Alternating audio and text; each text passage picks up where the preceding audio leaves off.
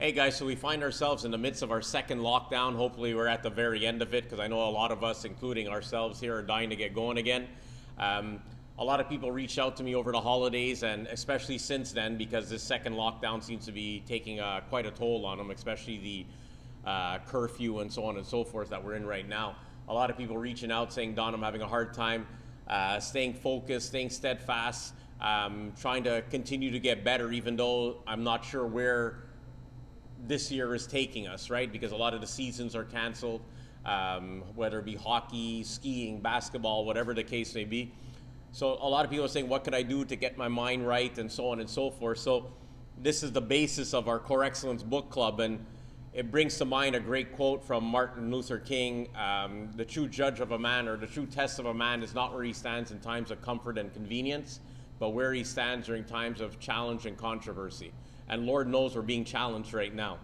So we're going to start from this side going this way, and I think these two books are the basis of everything. We start with the book Mindset, my favorite, which I find is like the foundation from which success is launched, because it makes you, a lot of people have that victim mentality. Why is this happening to me? Why me? Why me? And it's not happening to so and such a person. Why is it happening to me?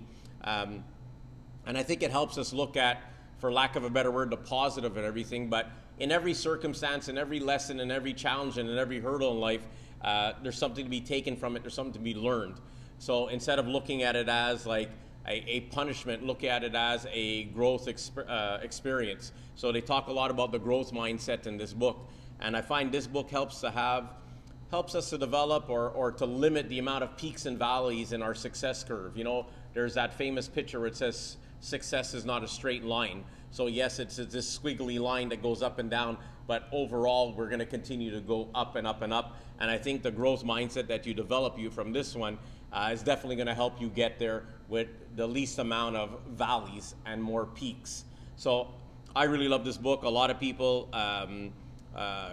got some great tools from this book that helped them put a lot of plans in place that help their growth. This is Leia's favorite right here.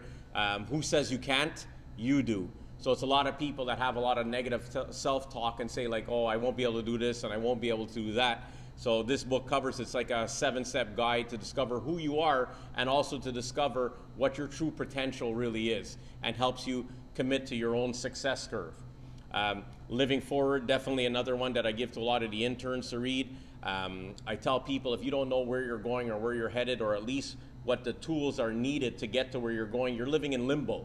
And being in limbo is the worst place to be, because you're neither here nor there. You're neither going forward or backward. Or as I spoke to one of the athletes this morning, if you're not moving forward, life usually is. So that gap between you and where everybody else is getting, I guess, a greater gap between the two of you. So in fact, you are moving backwards. So stop drifting, stop living in limbo, stop reacting to your environment, and be a little bit more proactive and create a plan. This helps you create a plan and a direction to where you're going.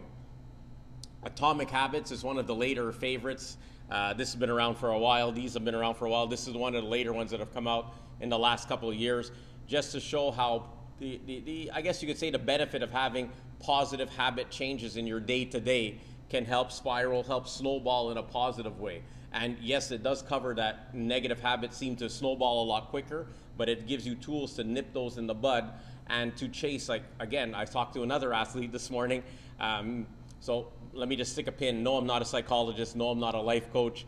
I am a strengths coach that helped a lot of athletes and everyday clients get over a lot of their, I guess, say daily or just in general life hurdles. So I use their experience to help teach myself, to help me deal with other issues, and to help other people deal with their issues. So Atomic Habits is huge with that. It talks about, I guess you could say, we chase a reward. I had an athlete this morning and I said, you remember that time when you scored a nasty goal? Or you remember that time you helped your parents and they said, I really love you for what you did? And she started smiling. And I said, how did that make you feel? And I said, to bring that smile, it was a feeling. So chase that feeling. And I think Atomic Habits covers that. Don't chase a number on a bar. Don't chase a score sheet. Chase the feeling that you got when you accomplished certain things. And that'll empower you. That'll entice you to go out and challenge yourself that much more and to succeed that much more. So I think these are really the basis. I think these two start it, these two follow up, And if you're really ready to take it to the next level, then you go here, right? So raise your game. I think Kobe Bryant made this one famous because this was Kobe Bryant's like sports psychologist. That in here, Kobe talks a lot about commit to the fundamentals. I think we always forget about that, like the basics. We have to be really, really, really, really, really good, really solid at doing the fundamentals. No one understood why Kobe would practice for 3, 4, 5 hours just shooting shots. Because it has to become second nature. I'm a black belt in Kempo Karate, and I know like people you say, don't you get tired of always doing the same things over and over? I said no, because in those few times when I actually had to use that, it came out as second nature. I didn't have to think about it, it just happened. And I think that's what martial arts teaches you, and I think that's what this book is. So practice a lot of fundamentals, raise your game. Don't be afraid to do all the tedious stuff because you need that as a solid foundation.